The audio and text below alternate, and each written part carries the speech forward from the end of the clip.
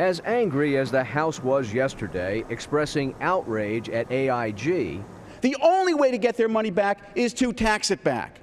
Even making up names for AIG, shorthand for arrogant, irresponsible greed.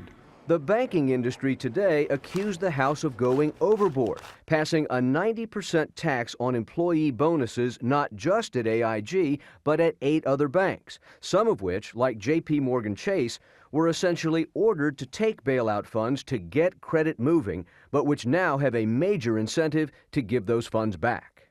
So it's if one company made a mistake, so you go out and shoot everybody else. Steve Bartlett, who represents most of the banks, calls the fine print in the bill the killer because it applies that 90% tax not just to executives, but to employees making $125,000 a year, a provision he says penalizes the highly productive workers who make the loans. And who loses?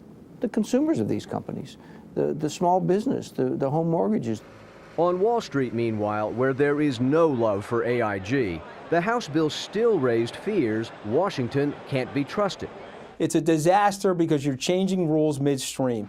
Hedge fund manager Anthony Scaramucci says private investors are sitting on $4 trillion worth of cash, and the Treasury and Federal Reserve are now trying to lure that money into public partnerships. One plan to unfreeze the credit markets for auto loans and credit cards. Another plan coming next week will ask investors to buy discounted mortgages. So this was a week for confidence, investors say, not 90% taxes.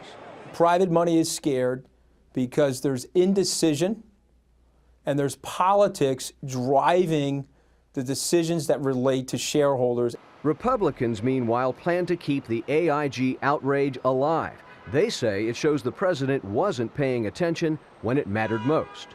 The responsibility of the president is to know what he is signing. But it's also likely those 90% taxes will never be law. The bill is widely seen as unconstitutional. The president won't commit to signing it. Call this one an outrage vote, but not much else.